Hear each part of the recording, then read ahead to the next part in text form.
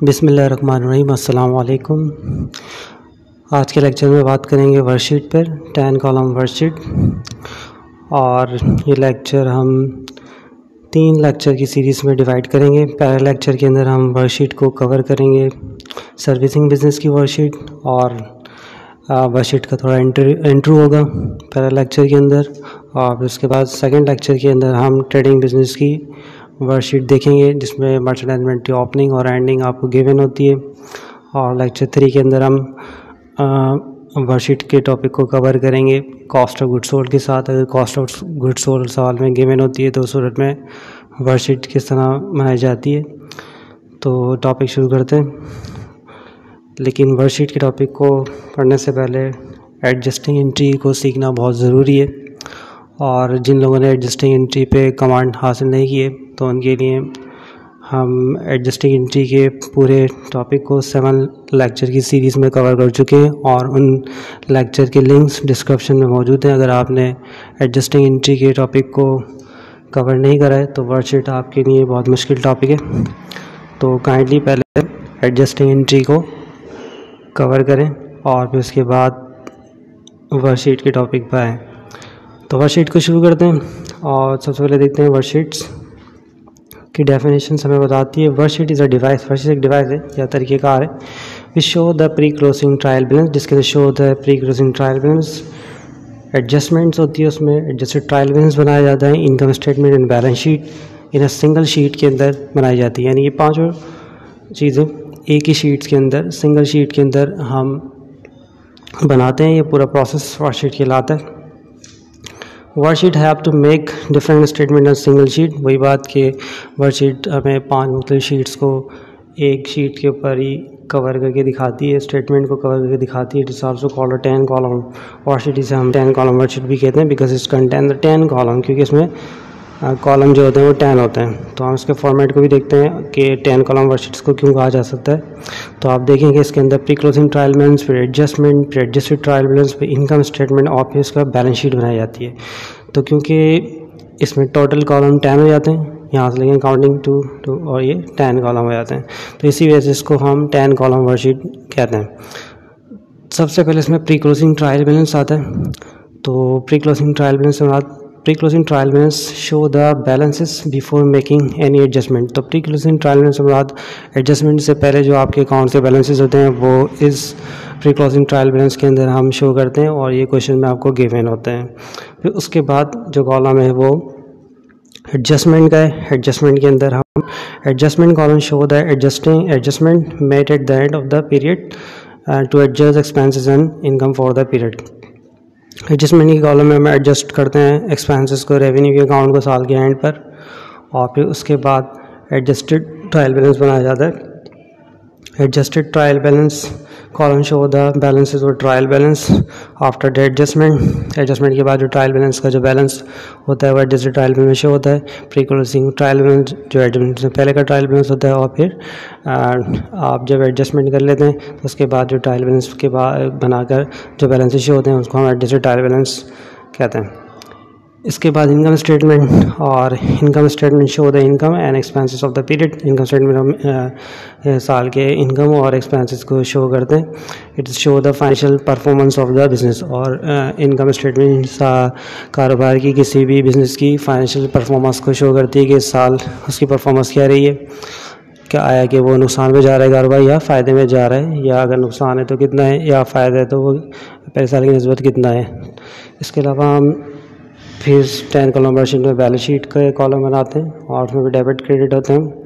तो balance sheet show the financial position of the business. Balance sheet जो है वो किसी भी कारोबार की पोजीशन को शो करती है कि आए कारोबार इस वक्त इस साल किस पोजीशन में है, यानी इसके हिसाब कितने हो चुके हैं और इसकी लायबिलिटीज़ वगैरह कितनी है। It show the assets liabilities on equity at the particular period. एक मसलन साल में इनके पार्टिकुलर पीरियड में इनके लायबिलिटीज़ ऑन इक्विटी की क्या पोजीशन है वो हम बैलेंस शीट में शो करते हैं। तो 10 कॉलम वर्कशीट एक बेहतरीन किस्म की अकाउंटिंग काल है, जिसमें हम 5 शीट्स स्टेटमेंट को एक ही शीट पे कवर करते हैं। Pre closing trial balance, adjustment, adjusted trial balance, income statement और बैलेंस शीट। इस वजह से इसको 10 कॉलम वर्कशीट कहा जाता है। तो इस टॉपिक को सीखने के लिए हमें एक एग्जाम्पल के ज़रिए 10 कॉलम वर्कशीट बनाना सीखेंगे। और ये जो पहली हमारी 10 कॉलम वर्कशीट होगी वो सर्विसिंग बिजनेस पर होगी। और सर्विसिंग बिजनेस वो बिजनेस जिसका काम सेल परचेज नहीं होता, सिंपल सर्विस प्रोवाइड करना होता है। तो ऐसे बिजनेस के अंदर merchant inventory, opening, ending, purchases और कॉस्ट ऑफ गुड्स का कोई जिक्र नहीं होता। तो पहला लेक्चर हम वर्कशीट का सर्विसिंग बिजनेस के ऊपर कवर करेंगे।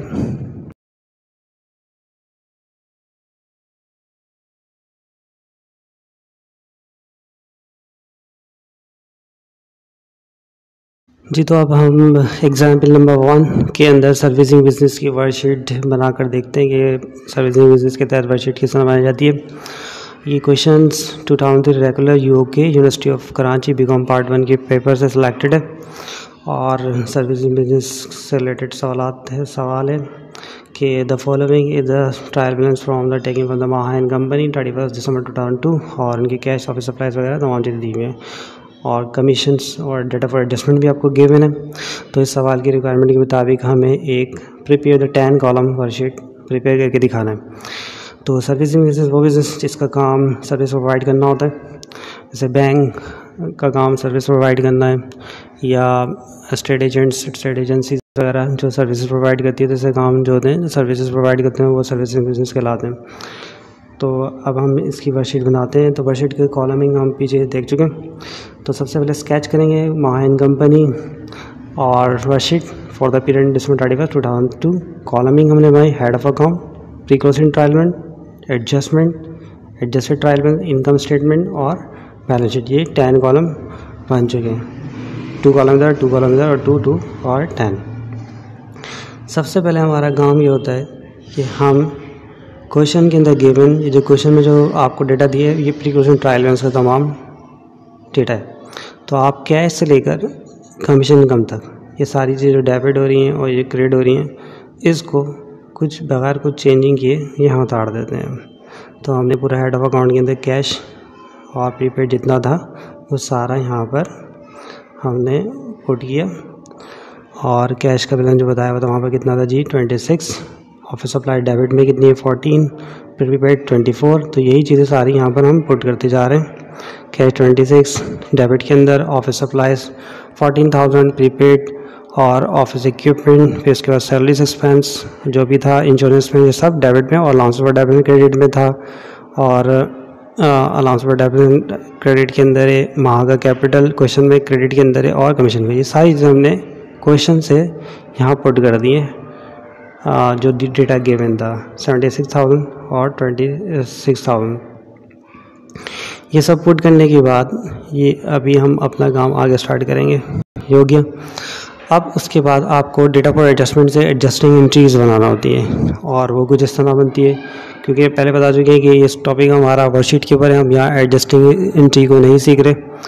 तो लेकिन वर्कशीट के क्वेश्चन को करने के लिए आपको एडजस्टिंग एंट्री पे फुल कमांड होना ज़रूरी है। अगर आपको एडजस्टिंग एंट्री बनाना नहीं आती तो फिर ये टॉपिक आपके लिए बहुत मुश्किल है।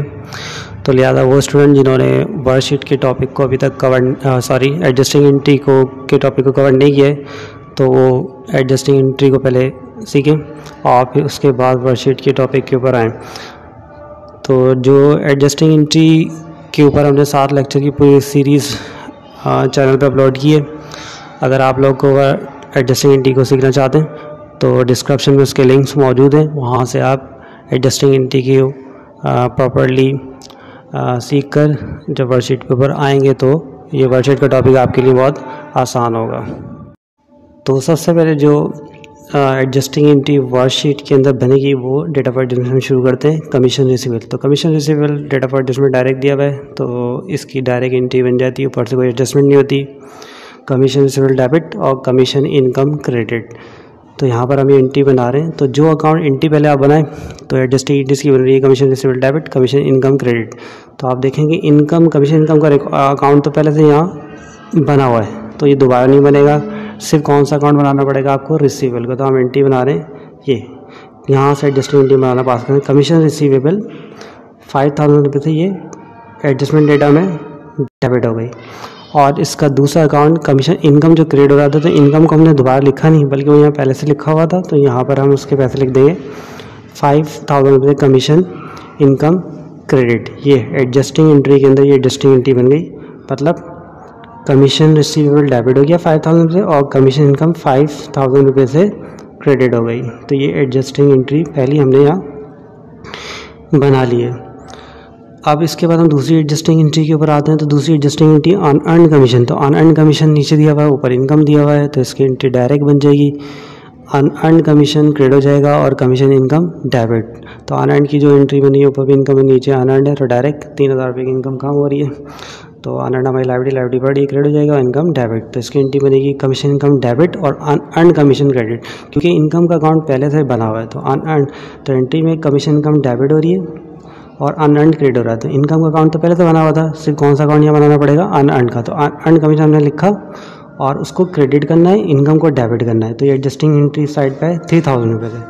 तो कमीशन इनकम के साथ ही ये कमीशन इनकम की लाइन है और यहाँ पर हमने 3,000 से कमीशन इनकम को डेबिट कर दिया और अनअर्न कमीशन हमने यहाँ लिखा और उसे 3,000 रुपये से क्रेडिट कर दिया। तो ये एंट्री बन गई दूसरी, यानी कमीशन इनकम डेबिट और अनअर्न इनकम कमीशन क्रेडिट।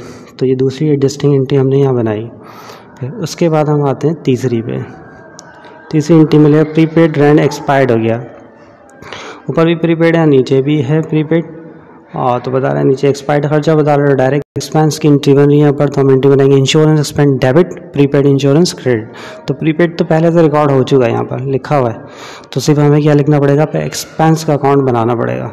तो यहाँ पर हम एक्सपेंस को हमें यहाँ पर ये लिखा है इंश्योरेंस, सॉरी ये खर्चा जो था हमारा रेंट का था। तो हमारी जो एंट्री यहाँ बन रही है वो रेंट एक्सपेंस डेबिट और प्रीपेड रेंट क्रेडिट। तो यहाँ पर हम प्रीपेड रेंट तो पहले का लिखा हुआ है, सिर्फ हमें क्या लिखना पड़ेगा, रेंट एक्सपेंस। तो रेंट एक्सपेंस को हम डेबिट कर देंगे, जितना अमाउंट गिवन था एक्सपायर्ड का 18,000 रुपये से, और प्रीपेड रेंट के आगे 18,000 से प्रीपेड रेंट को क्रेडिट कर देंगे। तो ये एंट्री भी पूरी फाइनल हो गई। प्रीपेड रेंट क्रेडिट हो गया और रेंट एक्सपेंस डेबिट हो गया एडजस्टिंग एंट्री के मुताबिक। फिर उसके बाद हम आते हैं अनपेड इंश्योरेंस है। तो अनपेड आउटस्टैंडिंग एक्रू की जो एंट्री होती है वो डायरेक्ट बनती है एडजस्टिंग एंट्री। तो उसकी एंट्री बन जाएगी इंश्योरेंस एक्सपेंस डेबिट और इंश्योरेंस पेबल क्रेडिट। तो हम देखते हैं इंश्योरेंस एक्सपेंस या पेबल का अकाउंट पहले का बना हुआ है क्या, जी एक्सपेंस का बना हुआ है, पेबल का हमें बनाना पड़ेगा। तो एंट्री जो बनाएंगे वो इंश्योरेंस पेबल क्रेडिट हो जाएगा।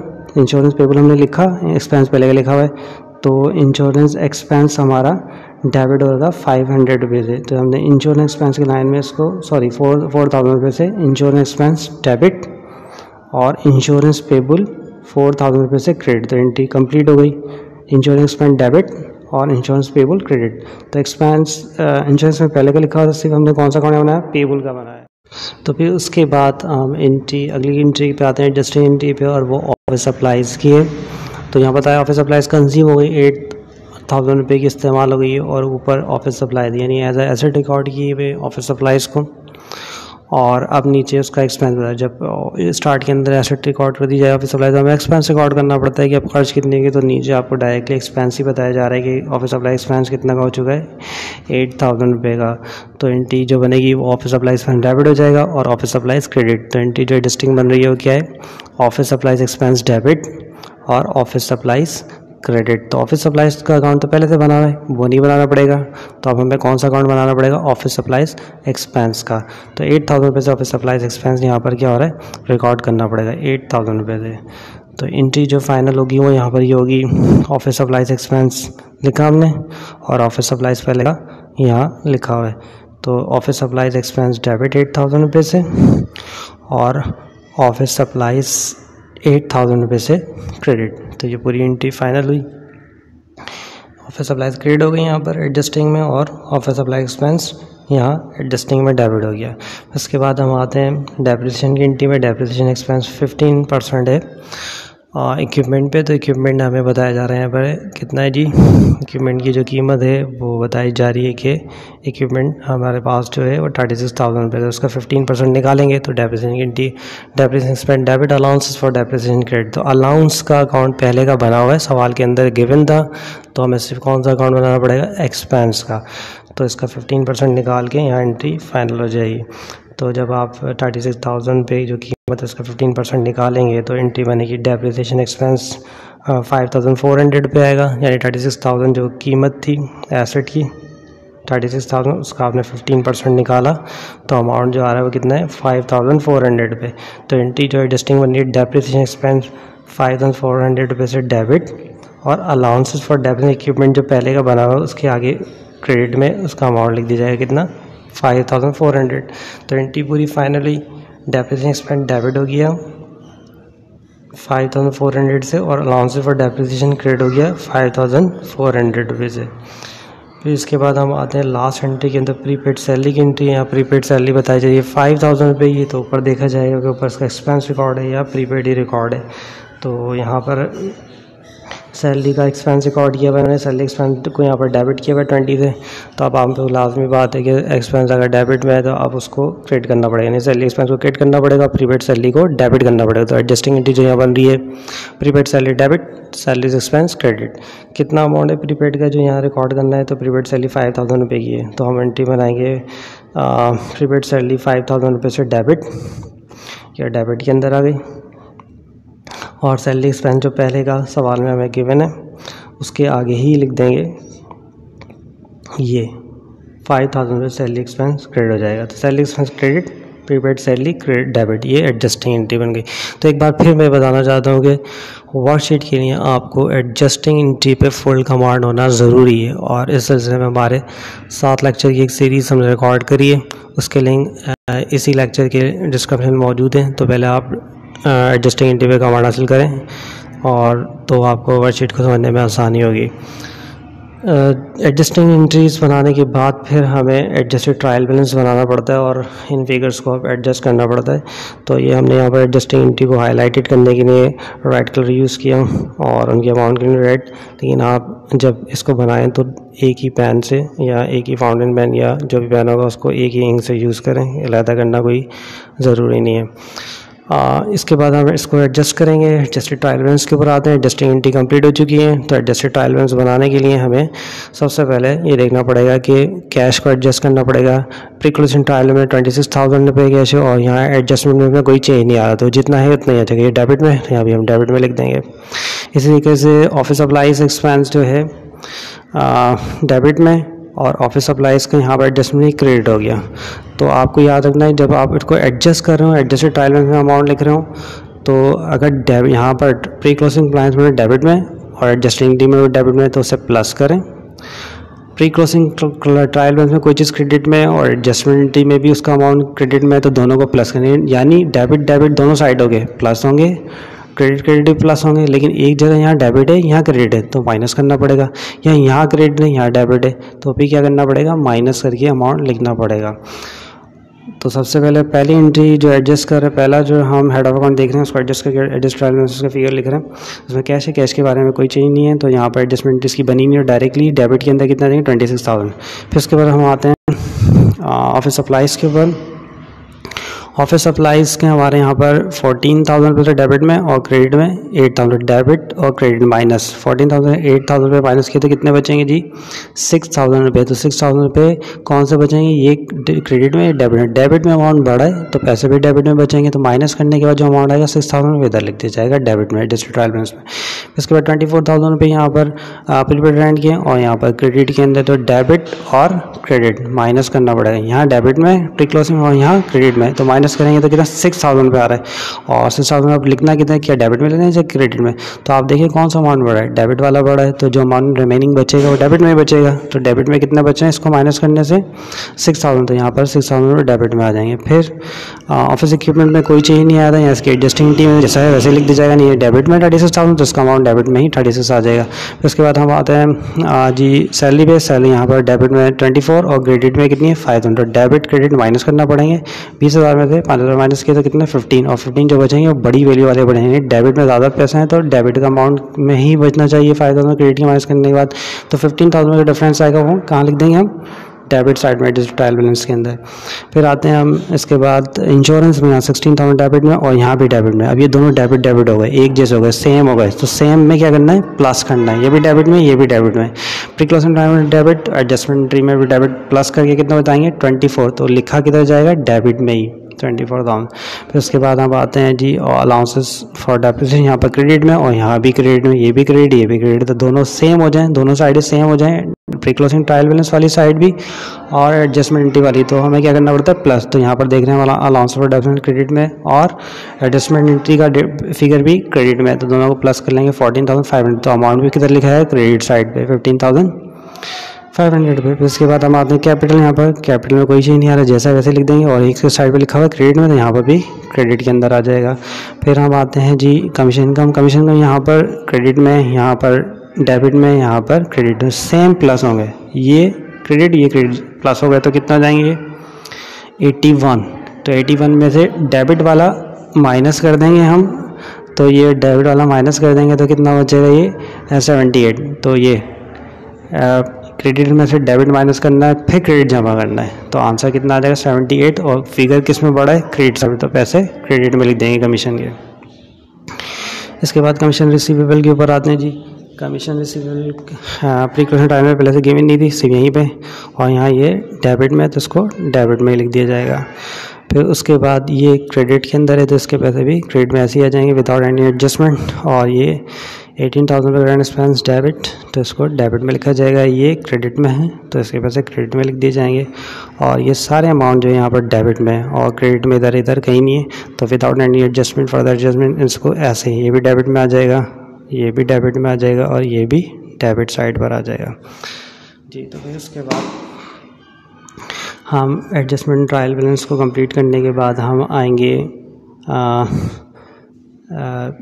इनकम स्टेटमेंट के ऊपर। तो हमें पता है कि इनकम स्टेटमेंट में अमूमन एक्सपेंसेस और रेवेन्यू के अकाउंट लिखे जाते हैं, और जो इनकम स्टेटमेंट में जो चीज़ें आती हैं अमूमन वो लिखी जाती हैं, मटन इन्वेंट्री परचेज वगैरह। तो सबसे पहले हम यहाँ पर आते हैं तो देखते हैं कैश हमारा एसेट है। एसेट तो इनकम स्टेटमेंट में नहीं आएगा, बल्कि एसेट्स लायबिलिटी ऑनर इक्विटी के अकाउंट जो होंगे वो बैलेंस शीट में जाएंगे। एक्सपेंस एंड रेवेन्यू के जो अकाउंट होंगे वो इनकम स्टेटमेंट में आएंगे। तो आपको ये बात याद रखना, सबसे पहले कैश हमारा एसेट है और उसका एडजस्टेड बैलेंस 26,000 है, तो कैश हमारा एसेट है, उसको बैलेंस शीट के अंदर लिखना पड़ेगा डेबिट साइड की, यहाँ डेबिट में तो यहाँ भी डेबिट में लिखना पड़ेगा।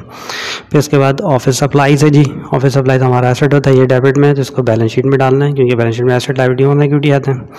फिर उसके बाद ये 6,000 रुपये का जो हमारा प्रीपेड रेंट है, प्रीपेड रेंट भी हमारा एसेट है, वो बैलेंस शीट के अंदर आ जाएगा। फिर इसके बाद हमारे 36 का ये हमारा इक्विपमेंट हमारा एसेट होता है, फिक्स एसेट, ये भी बैलेंस शीट से रिलेटेड है, तो बैलेंस शीट में इसके पैसे आ जाएंगे। फिर इसके बाद हम 15,000 रुपये फिगर पे आते हैं, 15,000 सैलरी एक्सपेंस है, तो एक्सपेंस और रेवेन्यू इनकम समरी में आते हैं, तो 15,000 एक्सपेंस है डेबिट में, तो ये इनको इनकम स्टेटमेंट में लिख रहे हैं हम। फिर ये जो हमारा है अलाउंस इंश्योरेंस एक्सपेंस है, ये भी एक्सपेंस है, इनकम स्टेटमेंट में आ जाएगा। फिगर एडजस्टेड ट्रायल बैलेंस बनने के बाद एडजस्टेड ट्रायल बैलेंस से ले जाते हैं, तो ये 20,000 डेबिट में। फिर उसके बाद क्रेडिट वाला फिगर है, ये अलाउंसेस है, अलाउंस का ताल्लुक बैलेंस शीट से, जब बैलेंस शीट बढ़ती है तो एसेट या इक्विपमेंट की कॉस्ट अलाउंस पर डेबिट को माइनस करना पड़ता है, तो ये यहाँ पर क्रेडिट में, तो ये बैलेंस शीट में भी आपको क्रेडिट साइड पर लिखना पड़ेगा। तो याद रखना है एसेट लायबिलिटी ऑनर इक्विटी और कॉन्ट्रा एसेट्स के अकाउंट सारे बैलेंस शीट साइड के ऊपर आते हैं, और एक्सपेंस और रेवेन्यू के अकाउंट हम इनकम स्टेटमेंट में शो करते हैं एडजस्टेड ट्रायल बैलेंस से। इस क्वेश्चन के एंड में हम कोशिश करेंगे कि कुछ थोड़ा डिटेल के अंदर बताएं कि कौन से एसेट्स इनकम स्टेटमेंट में आते हैं और कौन से बैलेंस शीट में एक स्केच के जरिए समझने की कोशिश करेंगे, लेकिन अभी सवाल को सॉल्व करते हैं। फिर उसके बाद अलाउंसेस के बाद हमारे पास आ रहा है जी, अलाउंसेस के बाद ये हमारे पास है वहाँ का कैपिटल का ताल्लुक भी बैलेंस शीट से, ऑनर इक्विटी का अकाउंट है, तो ये बैलेंस शीट के अंदर। फिर उसके बाद ये जो कमीशन इनकम है, ये रेवेन्यू का अकाउंट है, और रेवेन्यू वाले और एक्सपेंस वाले अकाउंट इनकम स्टेटमेंट में आते हैं। तो यहाँ ये क्रेडिट हो रहा है, तो इसको यहाँ पर इनकम स्टेटमेंट में भी क्रेडिट में लिखा जाएगा। फिर उसके बाद जी हम आते हैं ये 3,000 रुपये का जो फिगर है, ये अनअर्न का है, अनअर्न कमीशन हमारी लायबिलिटी होती है, और लायबिलिटी के अकाउंट बैलेंस शीट के अंदर आते हैं, तो ये बैलेंस शीट के अंदर आ गए 3,000 रुपये क्रेडिट साइड के ऊपर, तो यहाँ क्रेडिट में थे तो वहाँ भी। फिर उसके बाद ये 18,000 रुपये का जो फिगर है, ये हमारा जी है, सॉरी ये कमीशन रिसीवेबल का था, ये हमारा एसेट था, मिस कर दिया था हमने, ये यहाँ पर बैलेंस शीट में आ गया था। फिर ये हमने देखा 3000 रुपये का जो था हमारा अनर्न, ये लाइबिलिटी थी, तो लाइबिलिटी के अंदर ली हमने। और फिर उसके बाद ये 18,000 रुपये रेंट एक्सपेंस है, तो इसको एक्सपेंस है तो इनकम स्टेटमेंट में डेबिट में। और ये इंश्योरेंस पेबल है, तो ये हमारा पेबल साइड पे लाइबिलिटी में चला जाएगा, तो ये हमने लाइबिलिटी के अंदर रिकॉर्ड कर रहे हैं। सही है। फिर उसके बाद ये 8,000 रुपये का हमारा ऑफिस वाला एक्सपेंस है, तो इसको एक्सपेंस साइड पे इनकम स्टेटमेंट शो करेंगे डेबिट में। और ये भी डिप्रेशन एक्सपेंस इसको भी एक्सपेंस में लेना पड़ेगा। और ये प्रीपेड हमारा एसेट है, इसको हम बैलेंस शीट के अंदर डेबिट साइड में ले लेंगे, क्योंकि यहाँ भी डेबिट में हो रहा था। तो सब अमाउंट पुट करने के बाद हमें बैलेंस करना पड़ता है और टोटल करना पड़ता है। इनको टोटल करेंगे तो ये अमाउंट आ जाएगा, ये सारे टोटल करेंगे तो ये अमाउंट आ जाएगा। इस तरह यहाँ का टोटल लेंगे तो 14,400 और यहाँ का टोटल होगा तो 14,400 आ जाता है। एडजस्ट ट्रायल बैलेंस का टोटल करते हैं 1,50,400 और यहाँ का 1,50,400 बन रहा है। अब यहाँ पर इनकम स्टेटमेंट में बैलेंस शीट को आपको बैलेंस करना पड़ता है। उसके लिए पहले आपने ये टोटल किया, तो ये टोटल जो आ रहा है 67,400 और ये जो टोटल आ रहा है 78,000 आ रहा है। यहाँ पर टोटल करते हैं तो जी ये जो टोटल आ रहा है हमारा बैलेंस शीट का, तो वो आ रहा है 84,000 रुपये और यहाँ पे टोटल कितना आ रहा है 72,400 है। अब हमें बैलेंस करना है, यहाँ बैलेंस करने के 64 और 78 को बैलेंस करें तो इसमें से इसको माइनस कर देना। डिफरेंस कितना आता है 11,600 और जो कमी किस साइड पे आ रही है क्रेडिट साइड, डेबिट साइड है, तो ये फिगर यहाँ रखना पड़ेगा 11,600। इसमें से इसको माइनस किया तो ये फिगर आ गया। इसी तरीके से जब हम इधर माइनस कराएंगे, इधर 84 है इनकम स्टेट बैलेंस शीट में और इस साइड पे 72, तो कमी इस साइड पे यानी क्रेडिट साइड पे, उसका कितनी कमी है उसको मालूम करने के लिए डेबिट वाले में से क्रेडिट वाले को माइनस किया तो कितना आ जाएगा 11,600 पे। तो डिफरेंस जो है वो इधर शो किया जाएगा। तो अगर जब इसको बैलेंस करने का तरीका तो पता ही है चल रहा है आपको कि इधर ज़्यादा है और इधर कम है और कितने पैसे कम पड़ रहे हैं बैलेंस करने के लिए, इसमें से इसको माइनस करके निकाल लिया। इधर भी यही किया, इधर कम है इधर ज़्यादा है, डेबिट में ज़्यादा है और क्रेडिट में कम, माइनस किया तो कितनी कमी आई थी 11,600 पे। तो दोनों बैलेंसेस हमने यहाँ लिखे। अगर बैलेंस करते वक्त इनकम स्टेटमेंट डेबिट में कम है और बैलेंस शीट में क्रेडिट में कम आ रहा है, कम अमाउंट आ रहा है और बैलेंस रखना पड़ रहा है, तो आपको नेट इनकम होगी। सही है। तो इसी वजह से हमने इसको कहा कि नेट इनकम हमारी कितनी हो गई यहाँ पर 11,600 और ये दोनों फिगर दोनों साइडों के डिफरेंस का फिगर सेम आना चाहिए। ये आपका चेकिंग पॉइंट है कि आपने क्वेश्चन में कोई एरर नहीं करा है। तो इस वक्त हमें नेट इनकम हो रही है, यानी ये दोनों फिगर डिफरेंस साइड पे आ जाएँ, यहाँ पर डेबिट में आए और यहाँ क्रेडिट में आ जाए डिफरेंस, तो नेट इनकम है। लेकिन अगर इनकम स्टेटमेंट में क्रेडिट में आ जाए डिफरेंस और बैलेंस शीट में डेबिट में आ जाए तो फिर नेट लॉस हो जाएगा। इस वक्त हमें क्या हो रहा है नेट इनकम। तो आसान टेक्निक ये होगी कि दोनों फिगर फासले पर हो, ये इधर और ये इतना फासला हो जाए भाई, तो हम कहेंगे कि नेट इनकम हो जाएगी। लेकिन दोनों साथ आ जाए, इधर ये वाला फिगर इधर कम पड़ रहा हो, इधर कम पड़ रहा हो, तो फिर बोलेंगे नेट लॉस हो गया। तो अब इस वक्त नेट इनकम है। टोटल कर लेंगे तो 78,000 इधर भी 78, इधर भी 84 और इधर भी 84,000। तो इस तरह ये हमारी एक वर्कशीट जो हमें थोड़ी देखी कि किस तरह हमारी जाती है कंप्लीट हो गई। इसके बाद हम थोड़ा व्यू करेंगे कि बैलेंसिंग करने के लिए तरीक़ेकार थोड़ा समझते हैं कि स्टूडेंट को थोड़ी दिक्कत होती है कि डेबिट प्लस करना है क्या करना है, तो उसको देखेंगे। तो एक स्केच के ज़रिए हम समझते हैं कि एडजस्टेड ट्रायल में बैलेंस किस तरह करते हैं। तो आप देखें प्री क्लोजिंग लाइन बैलेंस के अंदर कोई डेबिट में अमाउंट और एडजस्टमेंट के अंदर फिगर आपका जो है वो भी डेबिट में है, तो आप डेबिट को क्या कर देंगे प्लस करके लिखेंगे। जैसे यहाँ पर डेबिट में कितने थे 5 रुपये, यहाँ पर 3 रुपये, तो हम एडजस्टेड टाइम में 8 रुपीज़ लिख रहे हैं। कैसे लिख रहे हैं दोनों डेबिट वाले अमाउंट को प्लस करके लिख रहे हैं। जैसे सैलरी एक्सपेंस यहाँ पर 5,000 रुपये हो और एडजस्टमेंट में 3,000 रुपये हो, तो दोनों डेबिट में होगा। सैलरी एक्सपेंस तो प्लस करके कितना बताएंगे डेबिट में 8,000 रुपये, ये 8,000 लिखा जाएगा।